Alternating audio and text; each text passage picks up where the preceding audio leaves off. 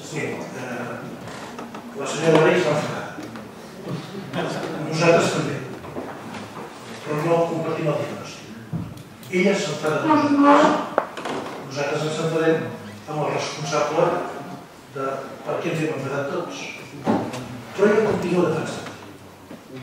Bé, en política, senyora Varell, ens podem equivocar. Probablement jo em vaig equivocar. Però l'important era participar. Sí que recordo que vostè deia que jo era l'oposició dintre del govern. Es va referir moltes vegades, això. Doncs la veritat és que quan estàs en un govern, de vegades et pots equivocar. Si li serveix per alguna cosa de la meva experiència, no s'equivoqui vostè. No s'equivoqui vostè. Perquè la seva equivocació va comportar molts problemes a aquesta ciutat. Molts problemes.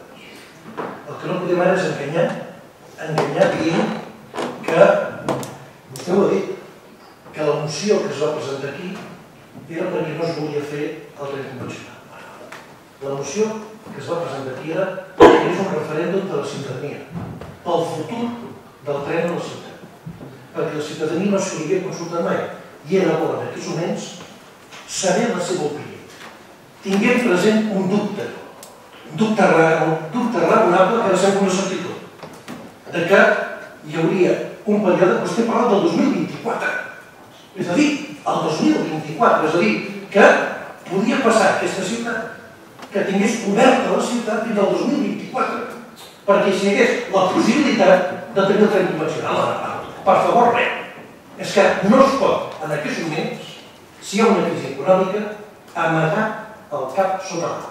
Nosaltres havíem de saber quin futur té el tren convencional a la ciutat. I això és el que hem demanat. I en aquesta moció negre sobre blanc es demana això. Si és cert el que vostè diu, cap problema. D'aquí un mes sabrem dades concretes de quan es fa el tren convencional. Qui paga i quan.